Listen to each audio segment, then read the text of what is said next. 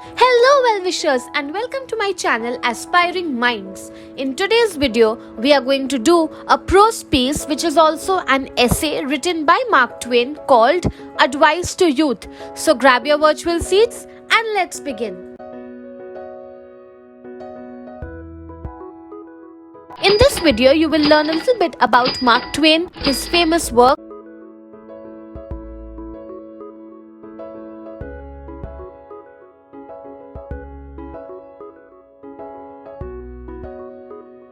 Let us quickly learn a little bit about Mark Twain. He was born on 30th November 1835 and he died on 21st April 1910. His full name was Samuel Langhorne Clemens and he wrote with the pen name of Mark Twain. By William Faulkner, he has been called the father of American literature, and the essay that we will be studying today, that is Advice to Youth, is written in the year 1882.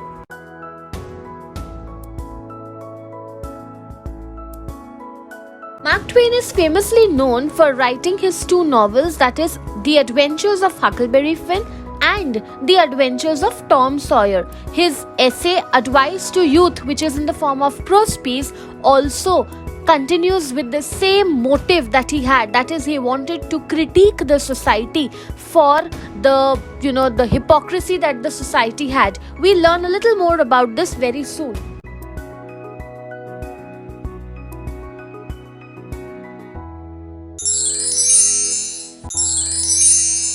On your first reading, you might find the essay a little tricky to understand because of the language that he uses, but to give you an overall overview of the essay or this prose piece that you have, let's look at the three important points. Number one, he makes use of satire and humor to share an advice with the young people, because youth, if he does it in a very monotonous manner, he will not be able to put his thoughts across to the youth. So he uses joke and satire to be able to reach out and touch the minds and hearts of the young people. Next, he playfully suggests that young people should not listen to their elders and instead experience life on their own terms. Now, this is partially true. He's right.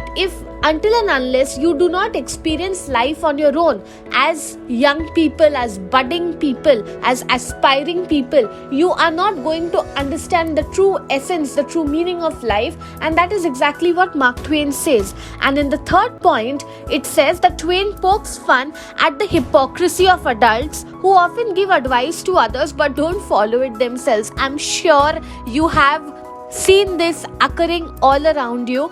We are often told to practice what you preach, but I wonder how many of us are there who do not practice or who do practice what they preach. If you are told not to do something, you are going to do it more. If you are told to go on a diet, you will start hogging onto or munching onto more food. Let me know in the comment section, what is it that you try to practice but you preach but you are not able to practice.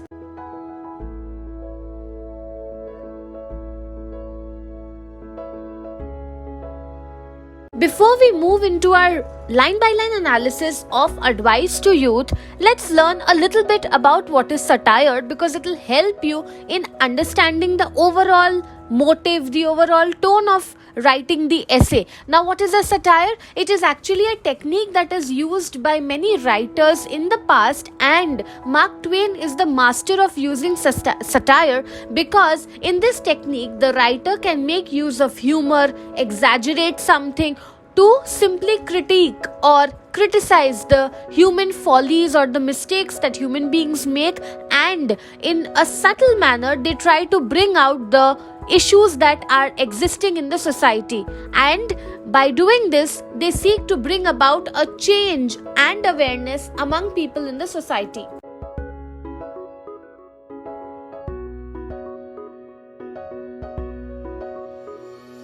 Now, to understand further, take 2 minutes and understand what is humor.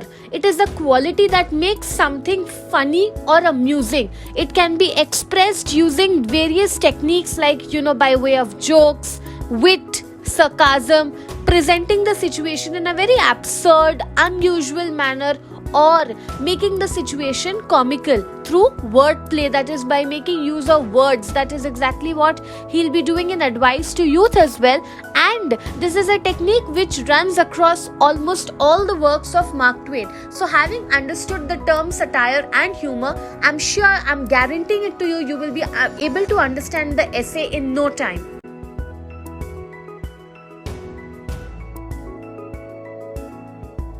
Now he begins the essay by saying that when he was told to deliver a lecture or to address the youth, he was wondering what exactly is it that he should select as the topic of his lecture. It should be something that is didactic, that is, it should be able to teach a lesson to the children or the youth, and it should be instructive, or should it be something in the form of an advice? And then out of the other topics that come to his mind, he says, first then I will say to you, my young friends, and I say it beseechingly, urgingly, that is, he is requesting the youth. And then let's see what is it that he says.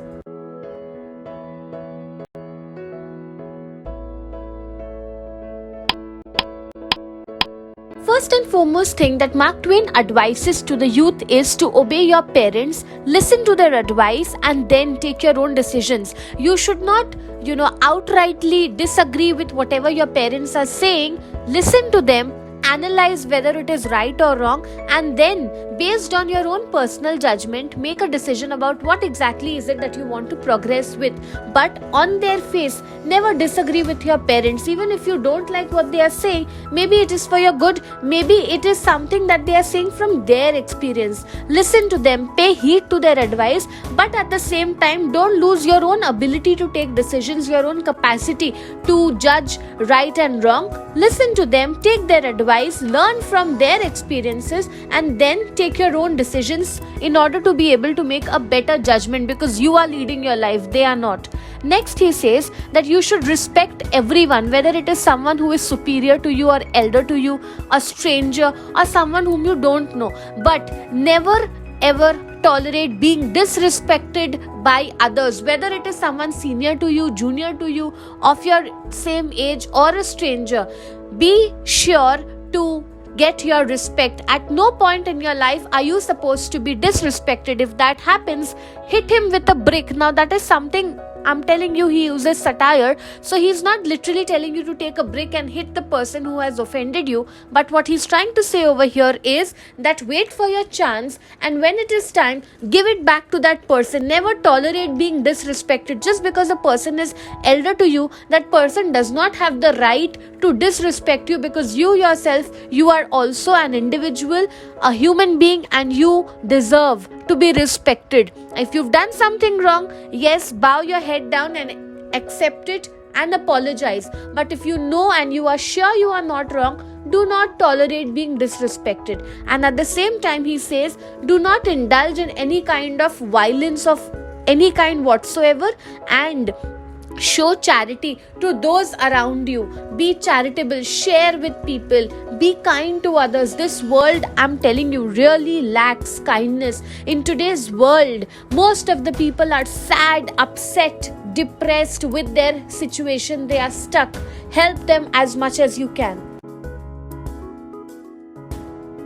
Both these images sum up why you should be kind towards everyone around you. You never know, a person from his appearance may not show it, but within he is struggling to find happiness because he's very sad. Or the other picture, he's trying to find meaning in his life. He's feeling very hopeless. There is a loss of direction, aim, goal or target. Be kind, be charitable. Help whoever around you think needs help.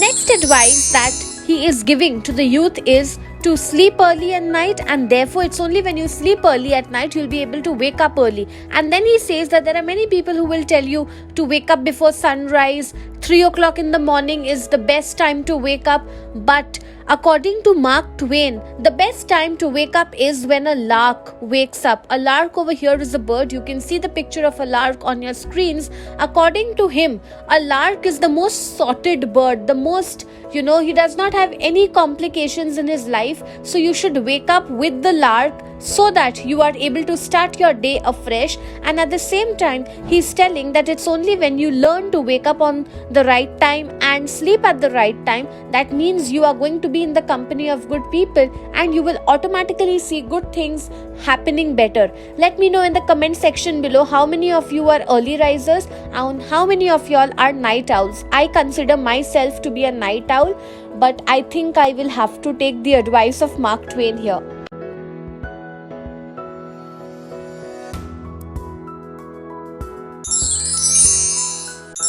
Now, at first glance, if you read this part of the prose piece, you will think that Mark Twain is promoting lies. But this is the place where exactly he is using satire, he is using humor. You know why? Because at your first reading, you might think he is saying that, it's good to lie, because when you lie, you are able to hide facts and save your skin. And he's saying that lying is also an art. To be able to lie well, you need to be temperate. That means you need to have a very balanced approach when you are lying, because you will have to pay attention to three things. That is patience, diligence or hard work, and painstaking attention to detail. That is, you need a very close, minute attention to each and every detail in order to be able to tell lies. That means if you try to think, you will have to keep a note of a lot of things when you are telling lies, because you have to at no cost let it be revealed to others, right? But indirectly, what he's trying to say is that if there is a situation where you have to choose between truth and lies, it is better to say the truth and leave the situation as it is and bear the brunt of it at that time, rather than saying lies and letting it carry on forever. Because once you tell a lie, you will have to tell multiple lies in your life. We've seen this in many movies also, instances of this kind, though in many comic movies, it's shown in a comical manner in many, comedy movies. But if you see, it's better to say the truth rather than to, sit with lies. And indirectly, what he's trying to say, the three things that you should actually pay attention to are patience, hard work and diligence, and attention to detail. These are things you should genuinely pay attention to, but not for saying lies, but to be able to say the truth at all times in order to gain success.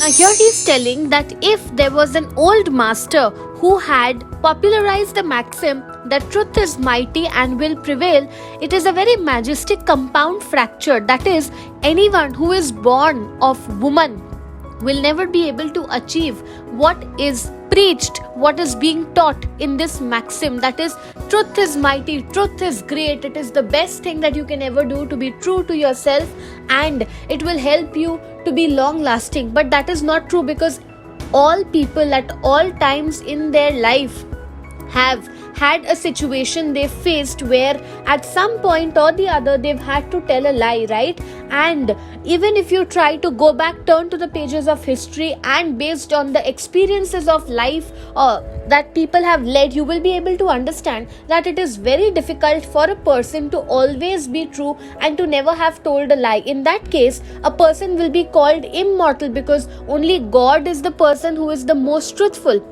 Then he gives an example of a monument which is there in Boston. And what about it? We'll just learn.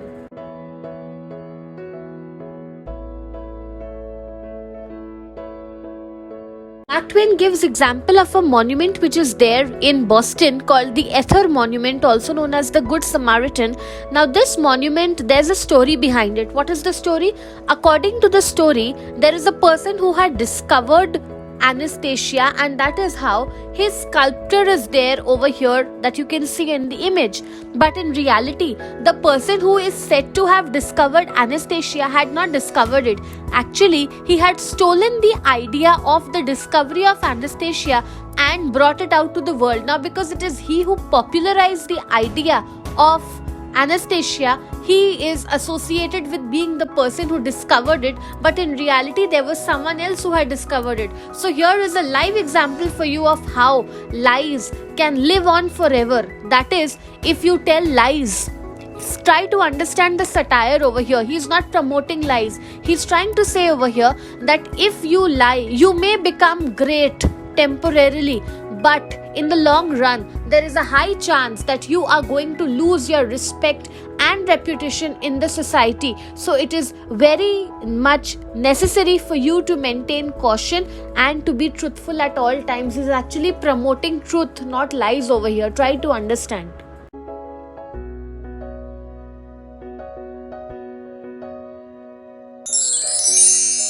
See, he gives an example where just some time back you might be thinking that he's promoting lies, but just over here you can see that he's giving an example that if you tell a lie, there is a high chance you are going to be a little weak at crafting the lies. You are going to be leaky somewhere or the other. The truth will get leaked, and you will not be able to sustain the lies for more than 2 years maximum. That is according to Mark Twain, and therefore he says it is better to tell the truth all at once and be done with it instead of lingering on, because what it will do is, rather than continuing and saving your skin by telling lies, it is further going to harm your reputation. It's going to damage your reputation. So he says that don't consider lies to be a beautiful art. Just because you have been able to save yourself by telling lies once or twice, that doesn't mean you've learned the art of telling lies and you are going to be able to save yourself your entire life. So it is better to learn the right things, that is, to always be truthful, to always be honest.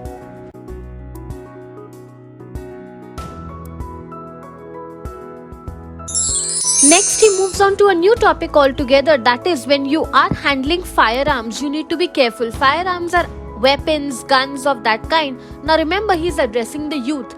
There are many of them who are going to very soon be a part of the army. Remember, Mark Twain had a very close connection with the Civil War, and he's written some works of literature also which centered around the theme of Civil War that was going to happen in America, right? So there was a high chance that many of these people who were listening to him at that time would go and join the army and help to defend the nation. So he's saying that when you have firearms in your hand, you need to be very careful. Then he gives example of a grandmother who was very grey, old, sweet, but one fine day when she was going into her house, she saw her grandson who was holding a gun in his hand and he was about to fire. Now she kept screaming and shouting, though she knew it may not be loaded, but there was a high chance it may have been loaded as well. So she was trying to caution and warn the child to not, the grandson, to not fire the gun. But as soon as she went very close to the grandson, he pressed the trigger, but luckily the gun was not loaded and she was saved. And the boy was also right. He was just trying to have fun with it. But he's trying to give an example again through this by saying that this was a very minor incident which may have become serious had the gun been loaded. Such is the case also for the youth, that they are supposed to practice caution when they are handling firearms or weapons of any kind.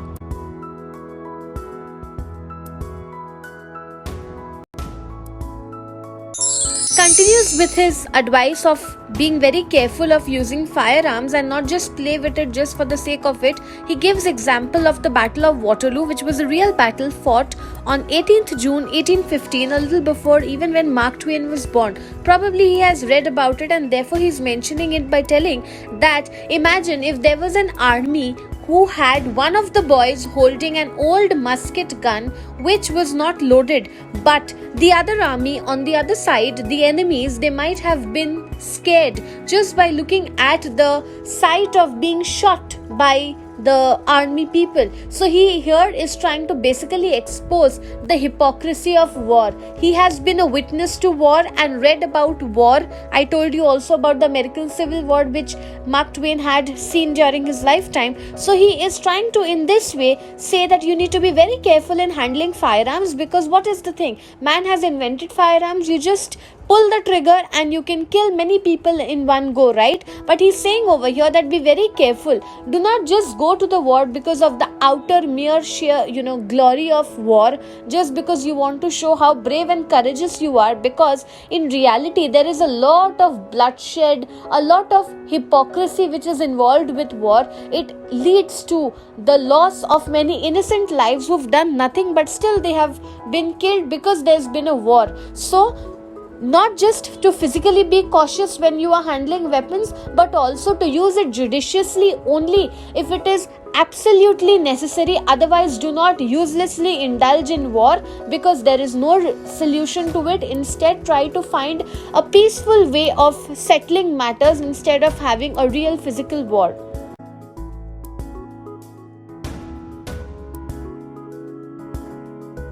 Next up, Mark Twain tells that when you are selecting books that you read, choose wisely, because the books are unspeakable means of improvement. You will not even be able to estimate or analyze and assess what a change books can bring to you. So be wise in your selection of books. Here he gives examples of 3 books. The first 2 authors are mentioned, that is Sermons Preached at Brighton by Frederick William Robertson, and the second one being The Saints' Everlasting Rest by Richard Baxter. The third one, the book is called The Innocents Abroad. But you want to know a fun fact about this book? I'll tell you.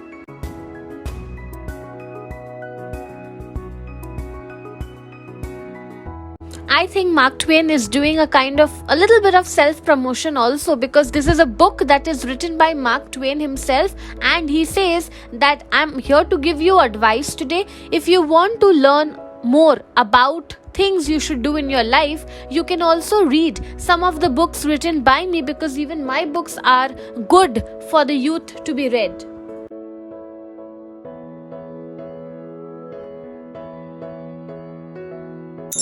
So ultimately he says that I have told enough now. Follow my instructions, and based on these instructions and advice that I've given you, indulge in doing good things and build a good character. And once you have reached that stage of building your good character, you will be surprised to know that when you step out into the world, you resemble everybody else. So therefore, in the end, he's saying that these are some of the instructions, some of the signposts that you can refer to in order to build yourself up as a morally sound and ethically upright character. But at the same time, learn to spot the difference in you and be unique in this world. Do not get carried away by the hypocrisy of the world. Instead, be that element of change and transformation in this world.